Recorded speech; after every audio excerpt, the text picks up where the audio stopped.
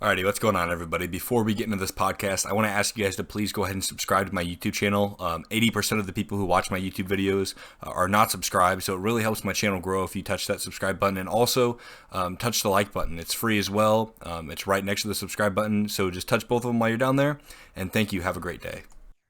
Alrighty, what's going on, everybody? I'm back with another podcast. Today we're doing the great Eddie Smith again. He's a reoccurring guest because I love talking to him. It's a great time. I think our politics clash together nicely because he knows a lot about foreign policy and unionizing and stuff like that, and I know a lot about like healthcare and tuition free college and stuff like that. So we blend together nicely. But first of all, I want to congratulate you on finishing your thesis up. Thank you. And I know we kind of talked about this a little bit, but I forgot. What's next for you after college? I'm planning on coaching at Loris for 2 years, and then I'll just work whatever pays the bills, and then hopefully get a job either in like a trade union where I can do politics that way through unionizing, or do some like there's a Sunrise hub opening in Dubuque, so I could look into working for them. Yeah, well, that's an evil super PAC, so Right. I don't know if that's a good idea. You can't trust those Sunrise kids. No, they're they're in it for the money. That's so funny. Yeah, so I think wasn't it Joe Biden that said that in the debate, or was it Pete? I can't remember. I think it was Joe, right? And he's like, you have 9 super PACs, and Bernie's like, oh, who are they? I was like, I'll name them. He's like, okay, go ahead. He's like, I'll give you a break. Yeah. It's hilarious. I mean, I can't remember the stats because that's been a while ago, but I remember knowing how many super PACs Joe Biden had, but I think it was a lot. I think it was over 40. Yeah, and then he had – I remember the one moment in the debate, Bernie called Pete and Joe Biden out about they were competing for the most billionaire donors or something, and they're just like – whenever you called Pete out to his face – like Joe's definitely like really establishment as well, but Pete just oozes of just like he thinks that he knows everything and he nails everything.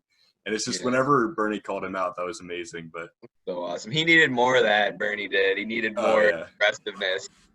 He's just such a nice old grandpa. I think it was hard for him. What are your thoughts on the whole, I can't remember what it's called, but the Biden Bernie thing? It's like the team task force, whatever. I've seen a lot of different sides on the left. What do you think about? Was it the task force that's like AOC and all them trying to help him? Yeah, it was like how they're going to come together and we're going to vote for Biden and all this kind of crap. Yeah. I mean, what a waste of time and effort for like the only leftists we have in Congress to be spending their time and like effort trying to help get Joe Biden elected. It's such a waste. And it's also like, even if he gets elected, he's just going to spit in their face over and over again. So it's like, why even waste the time? And it makes me question these people, because it's like being the lonely kid in high school, dude. Like, it's tough. I'm sure being like an actual leftist in Capitol Hill, it's like you're the only one there and everybody hates you. Left, right. I mean, Democrat, Republican, and even independent. You're all alone. You're by yourself. But it's like you got to stand up for what you believe in. And it's just, if you bend to the knee of these people, that's a huge issue in my opinion. Yeah, I was talking to my buddy who's an engineer, and we were talking about what it's going to take to transition the power grid off of coal and fossil fuels into green energy, and how difficult that's going to be, and how like the kind of people we're going to need working that. And it's like the only leftist we have in politics, or like one of the only ones, is like a bartender from New York who somehow managed to beat her corporate opponent, who's like, can we please do a Green New Deal? Like, the left just has no power right now in this country. And like, there's so many ginormous issues that we just don't have the capacity to tackle right now. Yeah. And that's a tough thing to deal with, especially for, I mean, me and you, we want to do it right now. Like yesterday, we want to do it years ago. And it's tough that these things do take time. It's like the civil rights movement took time, the gay rights movement took time, which aren't like economic movements. Obviously, those are social movements, but like kind of the same thing. These things take time, but it's just like, it sucks because we're correct. Right. Like getting people to see it, and it's just yeah. So some of the things aren't even debatable. Yeah, like you said, like some things could be a matter of opinion, but like you said, when it comes to like Medicare for all and stuff, like you said, it's like we're right and people are seeing it. It just takes time to break through all the propaganda. Yeah, it's also like it was something like in the exit polls for the states that actually got to vote. It was like something like 80% most of the time would support Medicare for all, but then they'd vote for Joe Biden. So it's like I don't know what's going on there if they bought into the idea that he's the most electable. So like, you know, I agree with Bernie. I'm a lefty, but I want to beat Trump. I don't know what the idea was there, because at the end of the day, Trump and Biden are like, I mean, really, the policy, what's the difference, to be 100% honest? Like, there's not much of a difference. It's just you're a white wine mom in suburban Detroit, and you're like, oh, I don't like this guy has an R next to his name. I don't like him. But if this guy has a D next to his name, blah, blah. So, yeah, that's kind of a good segue into Joe Biden's electability, because I think that was the main thing that Bernie struggled with in the entire thing was he needed to make the argument that he was electable, because he definitely, his stump speech, you know, Medicare for all, tuition for college, Americans believe in all that. I mean, left and right believe in that kind of stuff. It's making the argument of electability. And I think we're going to find out soon that Joe Biden was probably the worst candidate to pick in terms of electability. Yeah, I saw a CNN poll that had Trump at 53%, and Biden was like low 40s. So it's like I don't know who's gonna win, because I think Trump's probably vulnerable because he's a giant racist buffoon who hasn't brought jobs back the way he promised Middle America he was gonna bring their jobs back. But also, he could win because Biden is a bumbling old man who has very credible rape allegations against him. Yeah. And he's got like 20% favorability amongst people our age. And it'll just be hilarious to watch as we warn people, like, no, this guy's not electable. He's going to lose. Then he's going to lose. And they're going to be like, oh, it's your fault, you Bernie supporters. Yeah. Yeah, we'll get blamed. We'll get blamed if he loses. We'll get no credit if he wins. But it's like, a month ago, not even like 2 or 3 months ago, before like the pandemic and everything happened, I would have told you Biden has no chance. Like, there's zero chance that he beats Trump, because I think then it was probably zero chance. But now it's like with the going into the Great Depression with Truman, and he didn't do anything about it, and the Democrats literally could have put up like a potato and he would have won. You know, so it's right. Like now it's like he has a chance.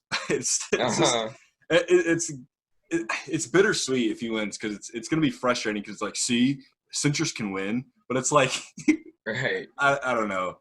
It's almost, I hate Donald Trump and I want him to lose, but it's also like, I hate Joe Biden and I want him to lose. Yeah. It's what does South Park say? It's like choosing between a douche and a poop sandwich. That's your choices. Like, neither of those are good. Yeah. Well, I don't know if you follow Kyle Klinsky on Twitter, but he always goes on these rants about how he's not going to vote for Joe Biden or whatever. And there's massive pushback from people like, what's the dude's name on David Pakman? Do you know who that is? Yeah. I'm not a huge fan. Yeah. He's okay. Yeah. He's very liberal. Yeah. Extremely. But David Pakman will be like, Kyle Klinsky tweeted something like, this is like a choice between which arm do you want to break? And then David Pakman was like, well, actually, it's preferable for me to break my left arm because I'm right-handed. Like, the pretzel you have to tie yourself into it's like, no, how about we just don't break an arm and we vote for somebody who, you know. Right? Oh, it's so dumb. Yeah. I like Pakman, but he's definitely buys into a lot of the Trump hysteria, you know, like, this is so uniquely bad. It's like, how is it uniquely bad? Like, Google Obama 90%. You'll learn that 90% of the drone strikes issued by Obama were killing civilians. Like, how are these people any better? They're not. But it's just he completely bought into like Russiagate and all that kind of.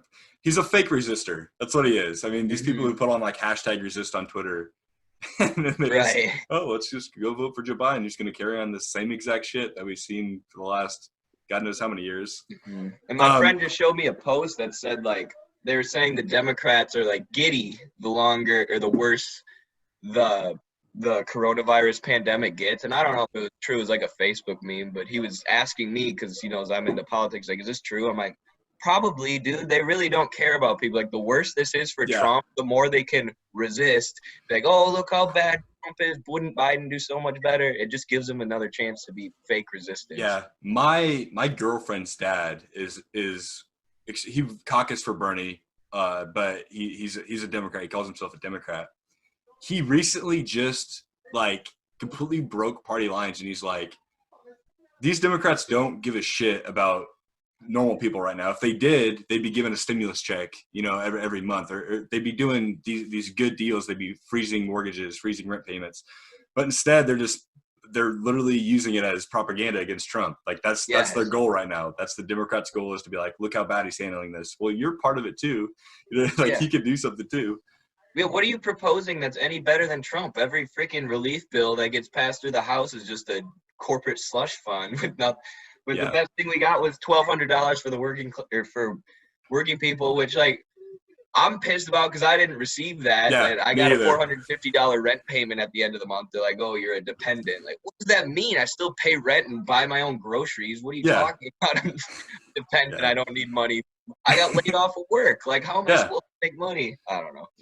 Yeah, and also it's like now, at least in Iowa, I don't know about other states, but if you don't want to go back to work because you fear getting the virus, you don't get unemployment either. You lose your unemployment. Right. So it's like it's a double-edged sword there.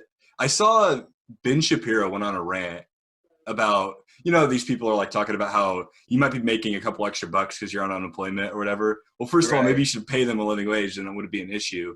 That's the biggest. People are like, isn't that bullcrap? I'm like, yeah, it is. Like, we shouldn't subsidize people to not work, I guess. But also, like, why are you not saying why are the jobs paying less than unemployment? But but Ben Shapiro went on a rant. He was talking about how people are just gonna quit their jobs and they're just gonna be on unemployment all the time. Like, you don't understand how unemployment works. You can't just leave your job and then collect unemployment. Like, you have to put why. There has to be like, it has to be out of your control why you lost your job.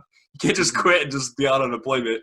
It's these people just spit talking points at you know what I mean, and they have no idea what it's like to be a working person anymore. People like Ben Shapiro he's paid so much money to just talk nonsensical propaganda to people, and he's completely lost touch with what it's like to be a worker, what it's like to be someone who's unemployed because of COVID-19 or completely out of touch. Completely out of touch. And I can't remember what I was going to say. I lost my train of thought, but yeah, completely out of touch.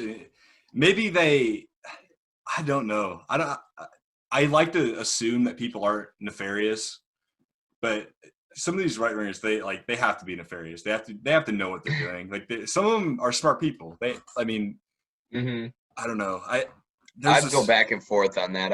I'm like, are they dumb, or do they know they're lying, or are they just like they've lied to themselves so much that they've been convinced into believing this bullshit?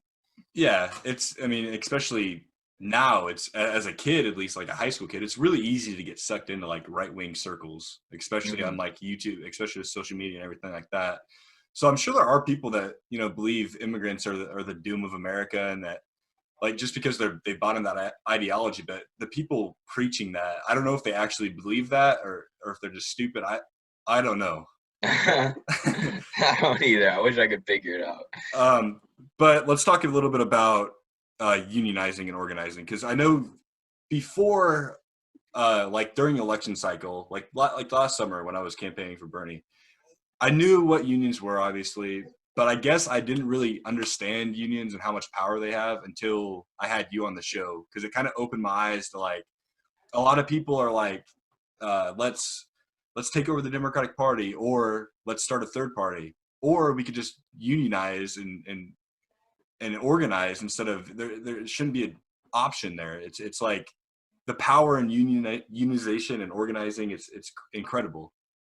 Yeah. So that was essentially the theory that Lenin came up with that led to the Russian Revolution in 1917, was if we can control the industrial trade unions, workers can then demand whatever they want, because like starting a third party and voting for these progressives like AOC and stuff is good and it helps, but obviously it's a huge uphill battle.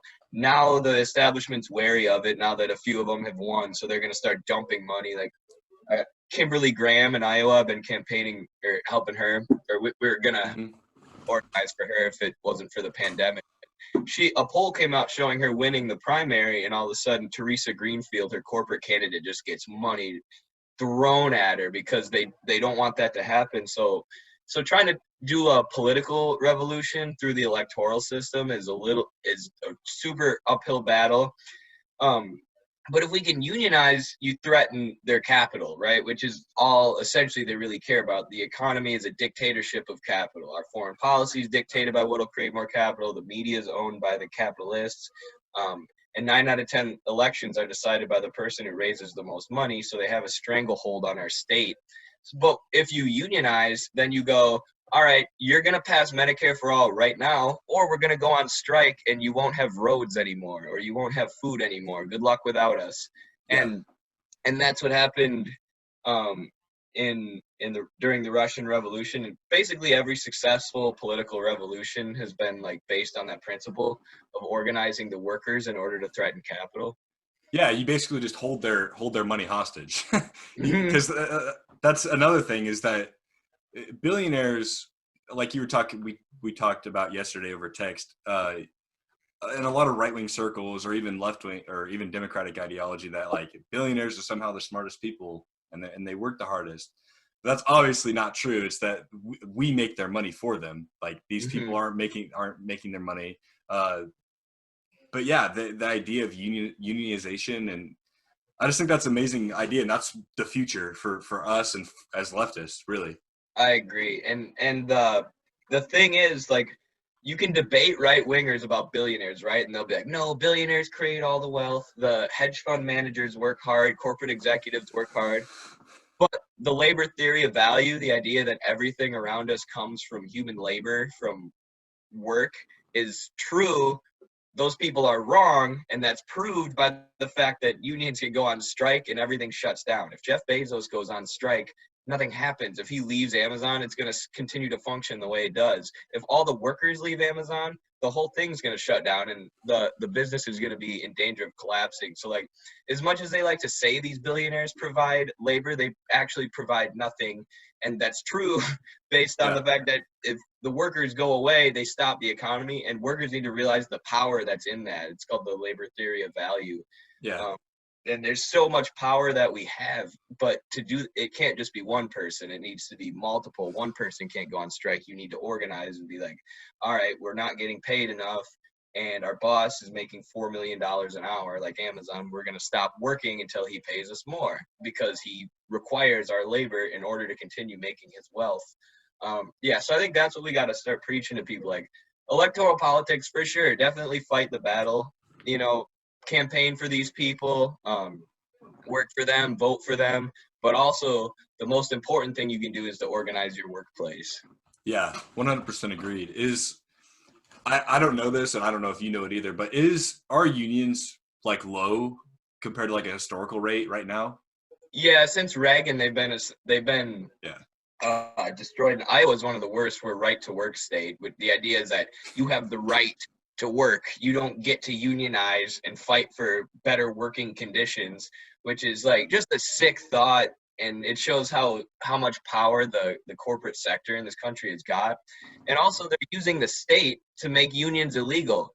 So don't give me your bullshit about I hate big government, That's huge government. That's the government telling workers what they are and they aren't allowed to do with their workplace. Like, that's the government infringing on our everyday lives to help corporations.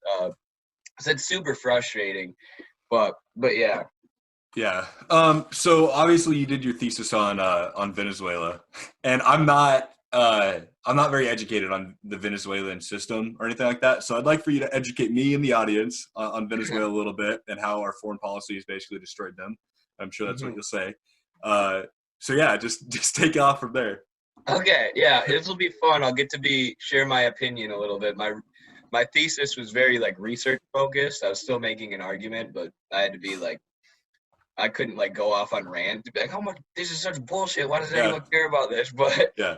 So, right. Anytime you advocate for socialism, you're like, "Hey, we should have Medicare for all, they'll be like, oh, what Venezuela. about Venezuela? Yeah. Like, Yeah. first of all, what the hell are you talking about? That doesn't even make sense. But two, the situation in Venezuela is super complicated. So essentially, in '98, Hugo Chavez took power, and the Socialist Party took power in Venezuela, and they cut poverty from 50% to 25%, dropped child malnutrition by 40%, abolished illiteracy in a matter of 7 years. Okay.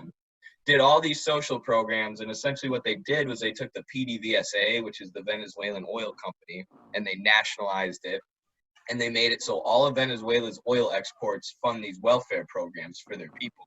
Yeah. So then what the U.S. did, well, first they tried a coup during the Bush administration, and then they started putting sanctions on Venezuelan oil, so stopping Venezuela from exporting these oil prices, or they would go to OPEC, the oil producing nations, and they talk to Saudi Arabia, and they'd be like, hey, produce a bunch of oil so that the global oil prices will plummet due to the increased demand, and then that will hurt Venezuela. Kind of the same thing you're seeing now between Saudi Arabia and Russia. Yeah. So we've been super involved in destabilizing them. And then in 2017, we ramped up our sanctions to a whole new level. There are 144 different economic sanctions on Venezuela right now. And it's essentially tanked their economy. Like, they're still doing well. They're still socialist, so they're able to distribute like food and materials to people based on need rather than just allowing them to die because the market doesn't provide in Venezuela what it does in the United States due to the sanctions. But yeah, we've used that. And Trump's also, during the pandemic, they put a $15 million bounty on Maduro's head, and they moved new warships into the Caribbean, which you can see like they really don't care about Venezuela at all. And the biggest joke of it is that we claim to be doing these things to protect human rights. Yeah. And a study came out and showed that, or estimated that the sanctions kill 40,000 different people in Venezuela every single year. So it's like, oh, you really care about human rights, so your solution is to starve out the country. And then there was another study done by fair.org, and they found that there are 0 dissenting voices speaking out against regime change in U.S. media. There is not one single person saying, hey, we shouldn't overthrow a country's democratically elected leader because we don't like them. Every single voice in the media is saying that. And the narrative you get about Venezuela is just a joke. They don't mention the sanctions. They're like, oh, yeah, Maduro took power and socialism happened and now the economy tanked. It's like, no, socialism happened and they drastically cut poverty and abolished illiteracy, and we decided we needed access to the Venezuelan oil markets, so we started systematically destabilizing their country. And then final point is in 2018, the election that Maduro won was 68% of the vote that the U.S. declared fraudulent based on irregularities. They said they were reporting irregularities and low voter turnout. And multiple groups within Latin America, including CELA, which has many Latin American countries like Colombia who don't like Venezuela, it issued a statement saying the elections were fair. Jimmy Carter's Carter Institute says Venezuela has the most highly scrutinized elections in the world, and we need to honor their election system. We claimed it's fraudulent, and now we're pretending Juan Guaido is the president of Venezuela, and he's hated. He went out in the streets of Venezuela, and the people tried to kill him. They were trying to rip his head off, like with their bare hands, and Maduro sent the Venezuelan military to protect Guaido. And you're telling me that like this Guaido guy is the good guy who the Venezuelan people want, and Maduro's the evil dictator? Like, evil dictators don't protect their opposition opponents who are trying to do a coup with the military. He would have Guaido killed if he was really a dictator. So it's just ridiculous. It shows how hegemonic corporate media has become, and it shows how our state just functions as a tool of corporations when we need to open up new oil markets. Yeah, and what you're talking about with the sanctions, it kind of reminds me of the Saudi Arabian led genocide in Yemen, where we basically fund their weapons, and then we're also blocking off medicine from going into the country. The same with Iran or Iraq, I can't remember which one. Sorry, but we basically block medicine from going to these countries, and then we're like, oh, we care about human rights. Well, if you cared about human rights, you would blockade medicine and supplies from going into these countries. And also, real quick, what was Venezuela like before? I can't remember what you said the first guy was before he took over. Chavez. Was it? Yeah. It was. So it's like a long history. So in the late 40s, around after World War II, there was like a huge anti-imperialist movement, and Marxism was getting really popular. So they became like a Marxist social democracy. And then the U.S. came in and did their first coup, instilled a military leader, and shortly after Nixon actually visited the country, and the Venezuelan people destroyed his limo. They almost killed Richard Nixon. They barely got him out of there because the Venezuelan people hated Americans so much because of what we were doing. And then in '58, they took a turn. They got rid of that guy through popular uprising. The people threw him out once again. Like, the Venezuelan people are pretty sick. And then this dude Andres Perez took over in the '70s, and he's the one who nationalized the oil company and created PDVSA. And then he started getting super neoliberal, was eventually indicted for corruption, was working closely with the U.S. and basically handed the PDVSA over to U.S. corporations. So then when Chavez attempted 2 coups on him in '92, which failed, but then he just gained popularity and won popular election in '98 and renationalized the oil. So before that point, it was poverty had reached 50%, illiteracy was really bad, hunger was really bad, child malnutrition was really bad. And Chavez essentially eliminated all these things by renationalizing the PDVSA, kicking out all the U.S. corporations other than Citgo, who has to make giant payments to the Venezuelan government if they're going to be there. So yeah, it was really good for the people. And like, yeah, prior to that, poverty was rampant Yeah, due to so imperialism. we basically got upset that our companies weren't making money from their oil, and the people were benefiting from their own oil, and we staged a coup, and basically the rest is history. And then now we point fingers at them, claiming that it's because of socialism, when really it's because of us. And what's ironic is the fact they should be more socialist. Their country's only like 18%. Their economy is only like 18% publicly owned, compared to like France is like 22 and the U.S. is around 20. But if they're so reliant on that oil industry, it's made them an easy target for the sanctions. If they would nationalize a bunch of other industries and use those to fund welfare programs as well, it might have helped. But early in the '70s, they experienced like an economic phenomenon called Dutch disease, where one of your industries gets so strong that it becomes really hard to export any other good, and your currency becomes tied to that oil, or tied to whatever industry is doing well. Usually it's oil. So the rest of their economy is super weak compared to the oil. So they're in a really tough situation. I mean, they wouldn't be if it wasn't for these fucking sanctions. But Yeah. Yeah. Yeah, that's a crazy stat that the United States is actually more socialist in terms of our economy than Venezuela was or whatever.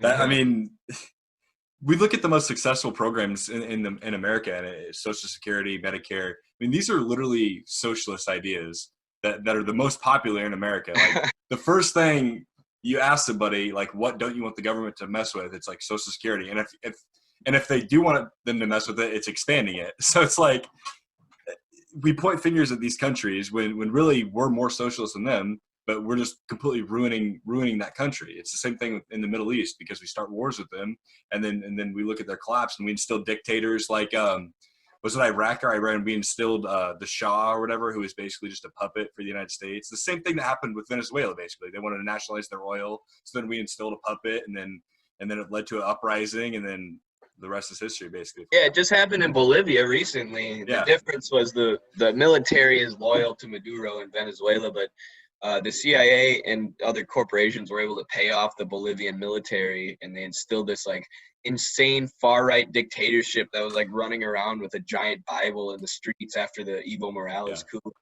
And prior to that, Evo Morales, the leader of Bolivia, the average height of Bolivians increased by 3 inches during his time in office because malnutrition was so bad, and they completely eliminated it using socialism. And then you're going to tell me you're going to do a coup on that guy because you care about human rights? Like, give me a break. Yeah. And as soon as they did that, of course, Tesla's stock shot through the roof because Bolivia has a ton of lithium mines, which were nationalized and we're going to fund welfare programs. But now stock market investors see that. They know the state functions as a tool of corporations, and they're like, all right, buy up a bunch of Tesla stock. They just got access to Bolivia's lithium mine. So it makes it really transparent what they're doing. And there's no reporting on it, because I feel like if people knew about this, they would be outraged, at least I would hope so.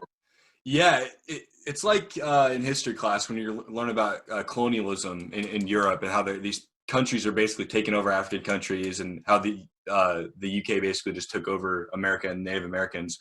That same, that, like, you're kidding yourself if you think that that's not happening today. It's just through economics. That's literally the only difference. It's just we're not planting a flag on their soil and saying it's ours. We're instilling like mass sanctions on these people just to ruin their country so we can run off with their minerals and their wealth.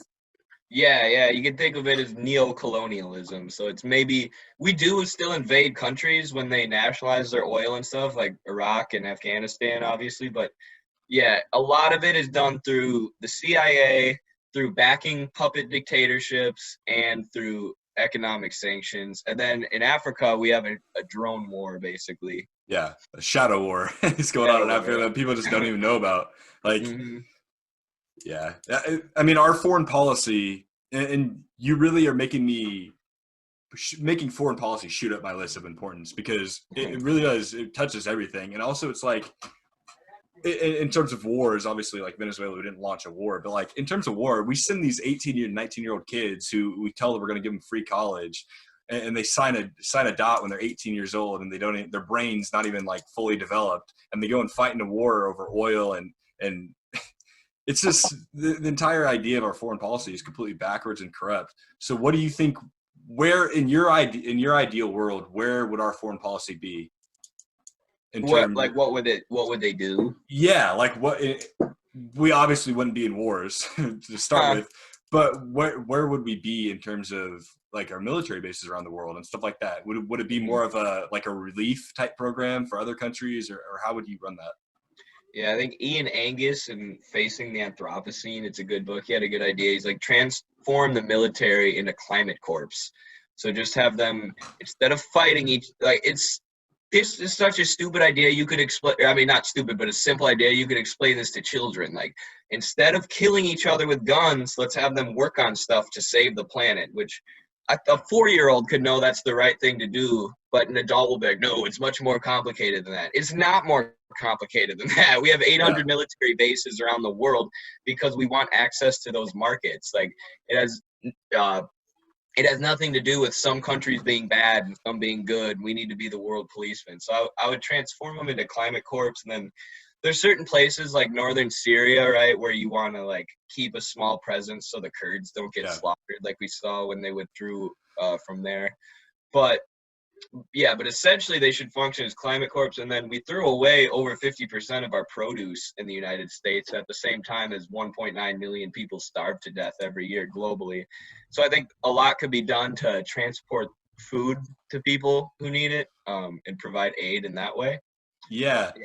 Also, there's that study, I can't remember who did it, but they asked people from all around the globe, who's the number one threat to world peace? And every single person, except for the people in the United States, said, oh, it's the United States. Like, we have such a big head about ourselves. Like, it's like, look at yourself and look at what you're doing to cause these mass, like, this mass hate for your own country. It's like 9/11. It's like people think that we were just randomly attacked. Like, no, there was shit that happened, and obviously it's a horrible fucking thing, but like, it didn't just happen out of nowhere. Like, it's not like somebody, you know what I mean? Nobody's going to just attack a country for no reason whatsoever.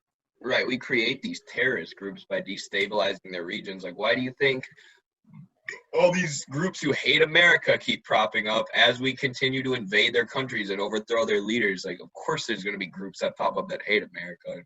Yeah. You mentioned the troops coming back and us not taking care of them. I love to use the example of North Korea, because you're taught from birth North Korea is the most evil place in the world. They hate Americans. But what you're not taught is during the Korean War, every Korean family lost at least one person because of America coming in and trying to stop the spread of communism. And now we have 800 military bases all over the world, and we're sending our kids as 27 veterans commit suicide every single day. So we're saying the only way you can get free college is to join the military. Go, take these guns, kill people all around the world. And when they come back and have PTSD, we're like, oh, you're on your own. And then we have all these troops in North Korea. And if you listen to North Koreans, they're like, we just want sovereignty. Like, we want the U.S. to stay away from us. That's all we want. Like, they hate the U.S., yeah, but it's not like we want to go into the U.S. and kill them. It's we want the U.S. out of our country. And then you're telling me that we're the global good guys? You're telling me that, like, we're so much better than them? And then they're like, oh, but their government controls their media. Who controls our media? It's just corporations. How's that any better than the government controlling your media? It's just a different institution. Yeah, well, Kim Jong-un, I don't know if he's alive or dead or whatever, but Kim Jong-un is not just going to decide to nuke the United States unprovoked. You know what I mean? That's a death wish for his country. And it's not even what they're about. Like, if you understand the region, they don't want war. They just want the U.S. out of their country. Yeah, it's the same thing with Iran. I can't remember. It was a few months ago when I think they shot down one of our drones or something, and we like, oh, look at them, they're shooting down our drones. Like, it's not completely unprovoked. You're flying a drone in their airspace. Like, we claim to be. There's such a victim complex when it comes to American foreign policy, I feel like.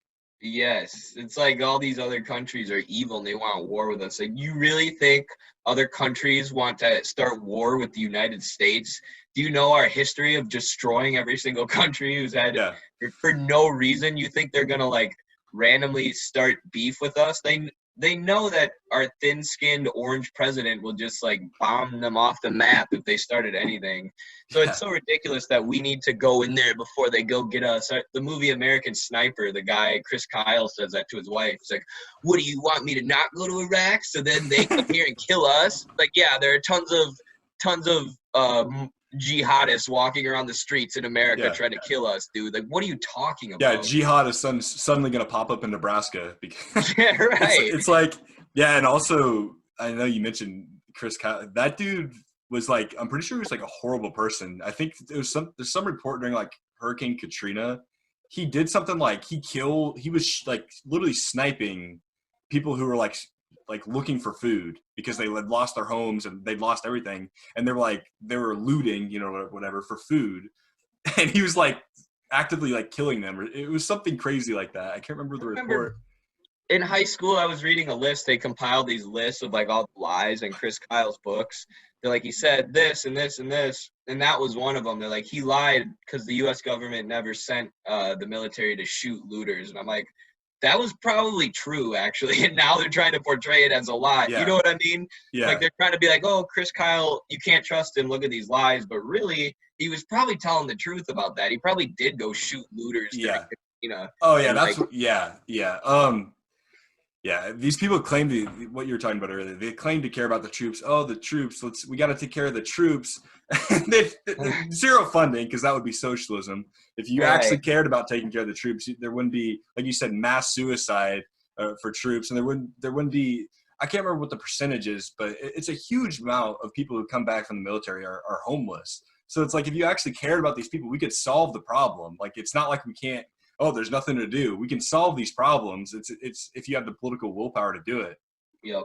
Yeah, I mean, how insane is that? Go overseas and kill people and then come back and we're not going to make sure you have a house. Like, are you kidding me? Like, what a joke. Yeah, I mean, everybody should have a house, but I mean, if you're basically signing your life away, the idea that you just you're treated like shit in your country for, you know what I mean? Like, yeah, people, and also it pisses me off when people like blame the troops or whatever. Like, there's people out there, it's a small subgroup, but like there's people out there that actually like hate the troops. Like, there's like the Westboro Baptist Church that like hates them, like the troops, because they think that they're like some nefarious people. Like, they're not doing it. They're just doing what they're told to make money. Like, you know what I mean? Because they have to.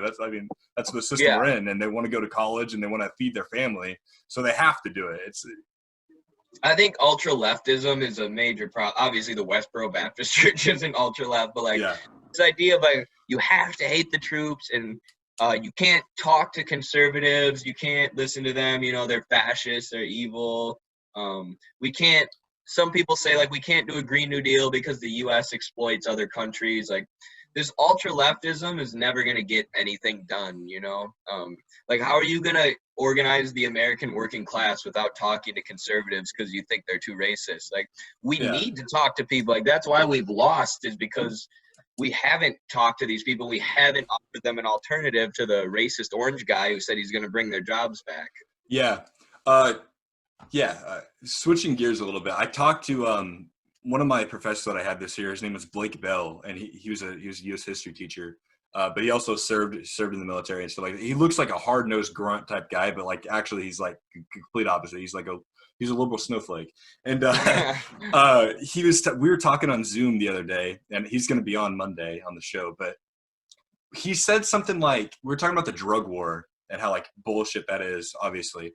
And like when Reagan started the drug war, it's like a direct quote, and I'm going to butcher it. It's not verbatim, but he said something like it was to target obviously hippies and black people.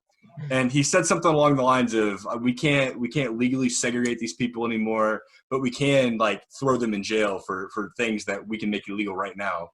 So I just don't understand how anybody could support the drug war knowing like that's a direct quote. Like if you read that quote and you're like, oh yeah, I still support the drug war.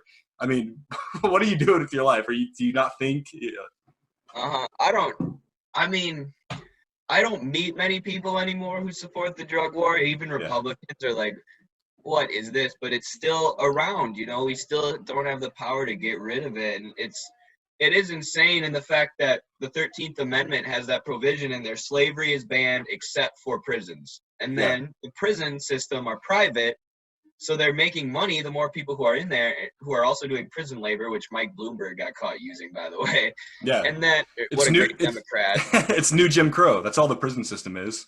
That's all that and then is. we have 25% of the world's prisoners are here in the United States. And like, you're telling me like this is just to clean up drugs? Like, you're delusional. Yeah, it's for free labor, and also it's born out of racism. It still is racist. I mean, it's something like I can't remember what the stat is, but like if you're African American, you're 3 times more likely to be arrested for marijuana use when white people do it at the same rate. So I mean, that's systematic racism. But I mean, you were talking about people who don't support the drug war. The Democrats, our nominee supports the drug war. he doesn't want to legalize marijuana. Like that's the most basic provision. Like I don't know what the stats are on it, but I mean it has to be upwards of at least 70% of Americans are like, yeah, legalize marijuana.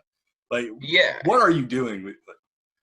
It's so bad. And Joe Biden co-authored the crime bill, which helped lock up like countless more black and brown people and put harsher sentences. And not to be like the white guy saying like, oh, I got a black friend, but I do have black roommates, and when I hear that this guy who you're telling me I have to vote for co-authored bills, wrote them himself, that have put black people in jail, and then I say I'm not going to vote for him, and you're telling me I'm entitled or racist, like, get out of here. No, I don't. I'm not voting for the guy who's writing bills to lock up my roommates. I'm sorry. Yeah. It's also like if Joe Biden was in any other modern nation, like virtually any other modern country, he would be a conservative in that country. That's, I mean, where our what's the word for it?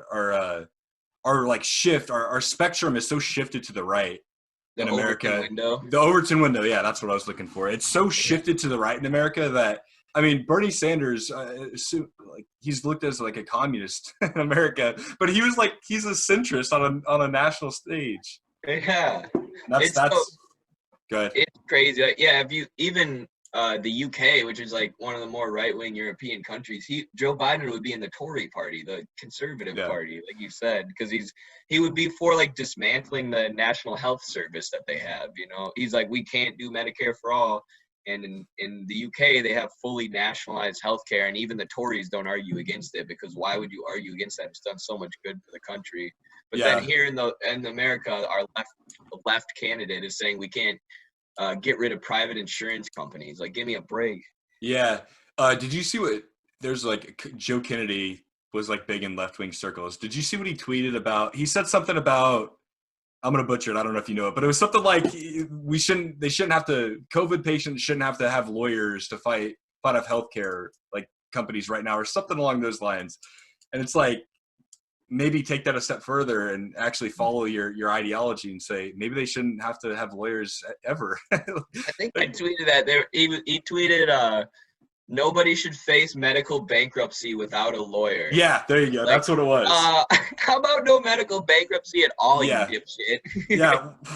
Like, I don't understand how is that a valid ideology? Like, does It's he have? insane. Is his? I don't know his stats, but I mean, he has to take money from pharmaceutical industry. He has to. Right. And that's another thing that I hate about people who call them like liberals. Basically, they like to call out Republicans for their nasty money, like the NRA or stuff like that, or anti-union places. But the Democrats take just as much dirty money from like the pharmaceutical industry or for other things like that. It's just two sides of the same coin. It's the exact same shit. Yeah, it's just like I said, dictatorship of capital. Money, and then the growth of that money are what dominate our political system. And it's bourgeois democracy. So the bourgeois class, the ruling class, like, they give you the illusion of democracy. You have a choice, but then if you look deeper, 93% of the elections are decided by the person who raises the most money. So what kind of choice do you really have? You don't have a choice. It's like that. I don't know if you've seen that George Carlin clip where he's like you have a choice of 23 different donut flavors. You have a choice of 23 different bagels.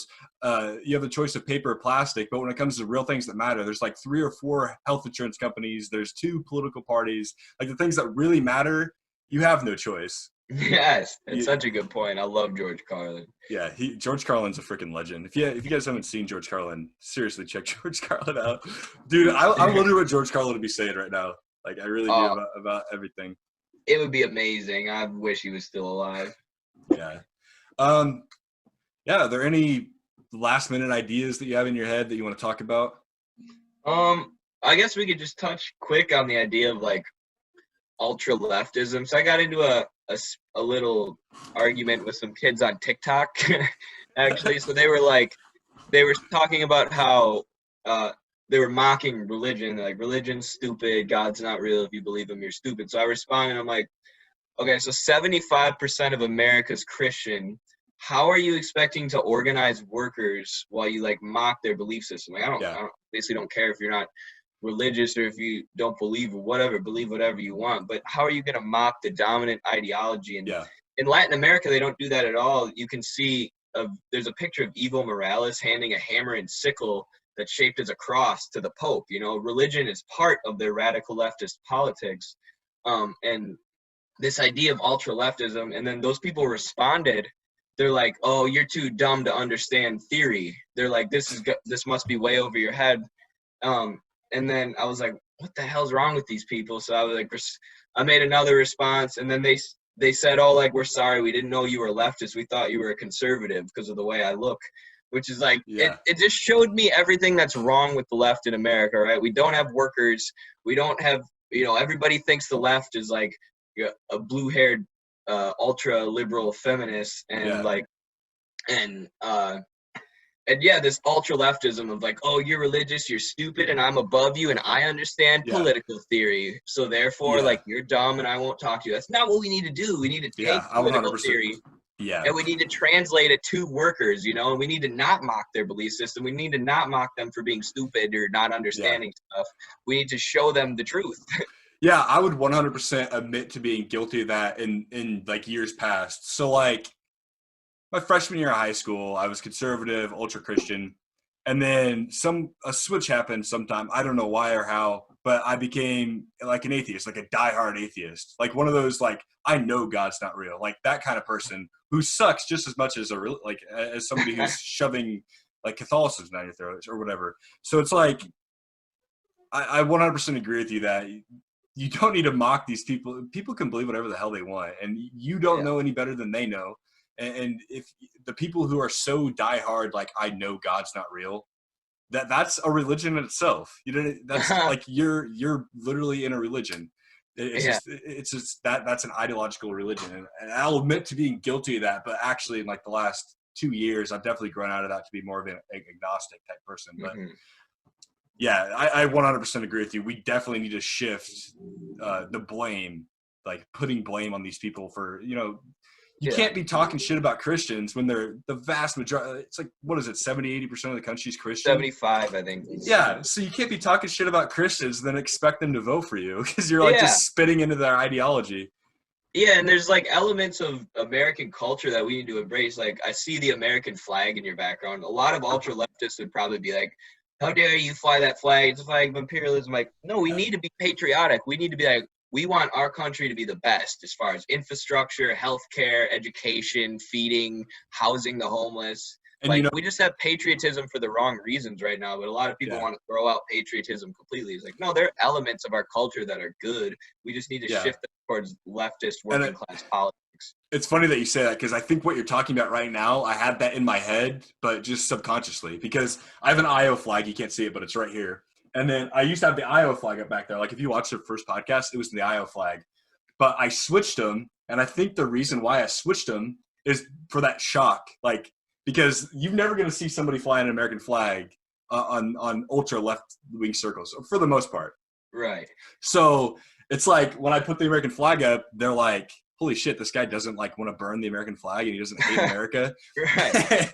It's more of a shock, like a cultural shock almost for me to put the flag up, and it's just like, yeah, it's an American flag. Like I don't get all choked up over symbols, but it's like, yeah, it's an American flag. I'll put it up and show that I'm American, and that's why I care so much about the country. I don't hate the country. I care about the country so much that I want to improve it and I want to fix it.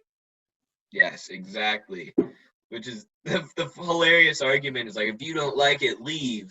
Like, you tell that to MLK when he was trying to make it so black people didn't have to poop in a different bathroom than white people. Like, would you say, oh, if you don't like it, go to the Soviet Union where they don't have racial discrimination? Like, I'm sure people probably did say that, but it's the same thing, you know?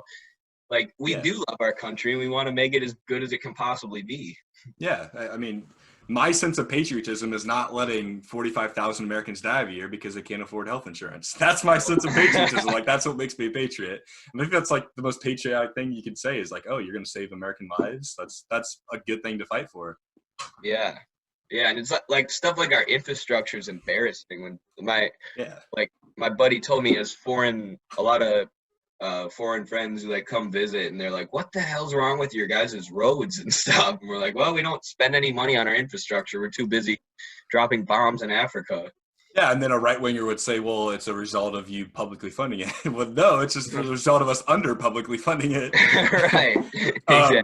I've been using this argument a lot because I have, obviously, in my area, I'm in like a rural Iowa town. So I get a lot of hate, especially because I'm really public about my political views, working for a campaign here that was ultra left-wing in America. I like to throw this argument in people's faces that a lot of people don't want a social program when they won't benefit from it. So like food stamps, for example, people shit on food stamps daily when they don't need them. But I don't see those same people who went to a public school shitting on public school. Like we have Holy Trinity Catholic in Fort Madison, and we have Fort Madison Public High School. So I tell these kids that went to Fort Madison Public High School, like, why do HTC parents need to? Why are they subsidizing your education? Like, aren't you like a welfare queen? Because you're I like to say, like, I don't drive a car, I ride a bike. So why am I subsidizing your ability to drive on the road? It's the exact same thing. If you light a match in your house and you burn your house down, why do my tax dollars have to pay for the firefighters to come? When you did it, you caused it. You did that thing. Like, put it out yourself. Pull yourself up like bootstraps and put it out. It's like that ideology. That argument to me is like powerful. Yeah, and I think that's why, from like a technical standpoint, why all these programs should be universal. Because when you have something like subsidies for minority groups to go to college, right-wingers are like, oh, you're going to pay, it's so much cheaper for black people to go to college or whatever, all this nonsense. It's expensive for everyone. It's like, no, just make college free for everyone. Do it universally. Universal programs help everyone. Yeah. And then you can't create a group of people who doesn't benefit from that program who's in like, what the hell is this? Yeah, universal programs are the most successful. That's why we need to move towards that in healthcare, and that's why a public option isn't really viable, because then you're going to see people bitching and complaining that these poor people are using my tax dollars so they can treat their cancer. Like, why do I care if that person has cancer? But if everybody is just collectively paying into it, then it's fine. Nobody sees a problem with it. For sure. Well, I don't know if there's anything else that you want to talk about or touch on. I think that's it. That was everything I wanted to bring up. Yeah, I really like that ultra left wing thing that you brought up, because that is a huge problem, and we need to look at ourselves like in deep about that and how to reach out to people more instead of being off-putting towards the masses in America. For sure. Alrighty. Well, thank you so much for coming on again, man. I know we'll do it again, at least like probably 10 million more times. And then, yeah. So thank you guys so much for watching. And that was Eddie Smith.